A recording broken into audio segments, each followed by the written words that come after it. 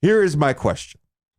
What are you seeing any reason why Steve Kerr should not just run pick and roll against Anthony Davis's man every single time down the floor? Steve, you want to take this one first? Oh, Nakaz, I thought you had it. I have thoughts, but I won't. For me, I have a tough time because that is the dynamic of this series. For the Warriors, we have to get to Anthony Davis. We have to put 2 on the ball and play out of it. We have to get him these scenarios where he's dropped back and now he has to get back to the level. We have to play out of that. I don't love them doing it every single time because I think the Warriors are so much better when they have all of their blend offensively. When they have ball movement, when they have the cutting actions coming off pin downs, coming off screens, now we get to drive and kick. When they have all of that plus the pick and roll, it gets really tough. If you only go pick and roll and the Lakers say, cool, Anthony Davis switch, or cool, Anthony Davis 2 on the ball, we're helping off these non-shooters and you don't have the lineups, I think you get stuck. So I like it, and I think they have to answer that question. I don't want them to hit it every single time. I think I mostly land where Steve is. I think the blend for Golden State is important. I will say to the question, the numbers would support, hey, let's just go after Anthony Davis. Not that Anthony Davis is doing a bad job. But I think, right. It's the function of how you have to guard a Steph Curry pick and roll. It's not that Anthony Davis, right? Because Lakers, I think, were the team. Sorry to interrupt. I just want to point this out. Lakers were the team. I think they played the second most drop on pick and roll coverage in the NBA this season, right? Mm-hmm. So Anthony Davis normally in a fairly deep drop. They have bigger guys now. So in theory, you should be able to play a deep drop with Anthony Davis. Steph changes that entire equation. Right. Mm-hmm. And even in this series, I was looking at Sex Spectrum a little bit earlier today. On trips featuring a pick and roll defended by Anthony Davis, they're at 1.2 points per possession. That is not the mark of an elite defender. Again, that's not Anthony Davis's fault. A lot of this is, if we involve Anthony Davis, who's behind him? And that's where him playing at the level, or as we saw a lot in Game 5, a lot of switching. If we get Anthony Davis out here, now we can open up everything else. And so I think there is room to shift to more pick and roll in general. Like, I'm fine with that balance being shifted to more pick and roll. I don't think it should just become like the 2018, 2019 Rockets or something where, okay, this is just what we do. And we play out of this and then we have fun and we win or we lose. I don't think they can lose the essence of who they are in that degree. Did you see anything different in how they were using Wiggins last night? Yeah, used a lot more as a screener in this one. I think we saw the shift in the second half of Game 4, where Anthony Davis started on Gary Payton II, and then in the second half, they went to Andrew Wiggins. Andrew Wiggins was used a little bit as a screener in that game as well, but then you look at where Gary Payton II is. If he's spaced, that's more help behind that, so you can still kind of play that aggressively for Anthony Davis. More Andrew Wiggins, you get him in the action. The Warriors end up, or the Lakers rather, ended up changing their coverage. It went to more switching from there. And again, they were able to play out of it from there.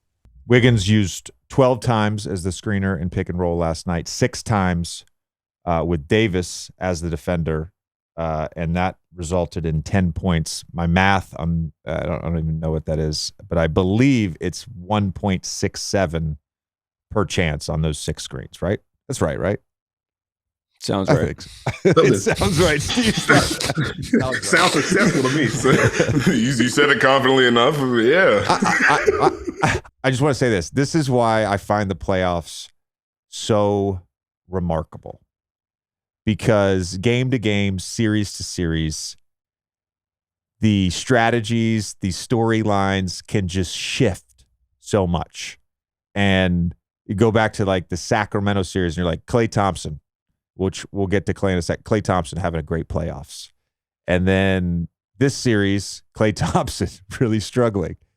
Go to game 1 where they're playing their normal sort of delay action, splits and dribble handoffs, 2 non-shooting bigs on the floor with Green and Looney.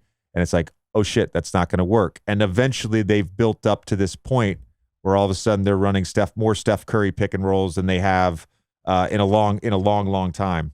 That's something that I always find interesting. LeBron is another thing I wanted to talk to you about before we get to Klay and a couple other guys, because we've kind of seen this all playoffs where he's been off the ball more on the offensive end. He's he's done this for years, but I think now, especially with him being a little hobbled, he's sort of picking and choosing his engagement at times on the defensive end. Can the Lakers win the Western Conference, get to the finals with this version of LeBron? And if they can, what are the things the Lakers have to do well, or the players that have to play well for them to be able to do that? Can they? I think, one, this is going to be kind of dependent on who wins that other series. I think you'll have some easier or more difficult matchups for LeBron, depending on who wins that one. I think overall, they will eventually need a little bit more juice for him as a driver. And something that Steve and I have kind of talked through this postseason is the different ways that he's been trying to generate rim pressure. Like some of that's just been the post up. Some of that's been when he's spaced one pass away from a pick and roll, defensive sag off of him. He's running into the catch or just cutting into open space if his guy helps off. So that's a way for him to generate rim pressure. But at a certain point, and we saw spurts of this in Game 5 and a little bit in Game 4 as well, where he has to be able to just put his head down and really force the issue and get to the rim, force attention, and be able to play out of that or even finish through contact. And I think they're going to need that version in the Western Conference Finals if the Lakers get there. I can't tell if it's him being hobbled or him being self-aware and understanding, okay, I only have so many of these drives and I need to use them at certain moments. Interesting. But it's kind of an odd balance because I think it helps the Lakers in a way because, hey, we don't have to run these LeBron sets. It doesn't have to be a LeBron post-up. You're able to use him as a screener now to try and put pressure on teams, give him a post-up every now and then. He's trying to rely on that shot. I think they can get there.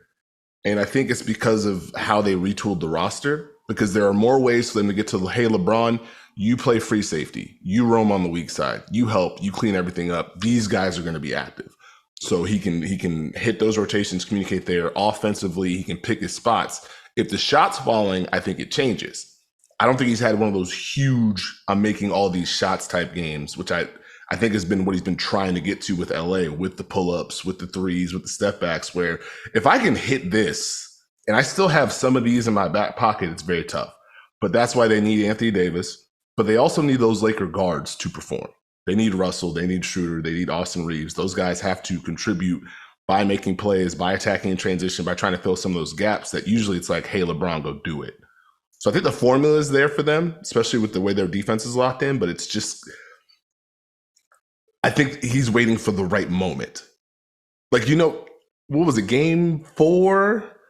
When LeBron tried his darndest on a switch against Steph Curry to put his head down and get to the rim, and it was like, hey, man, I'm not used to you trying to go that hard on that switch. Yeah.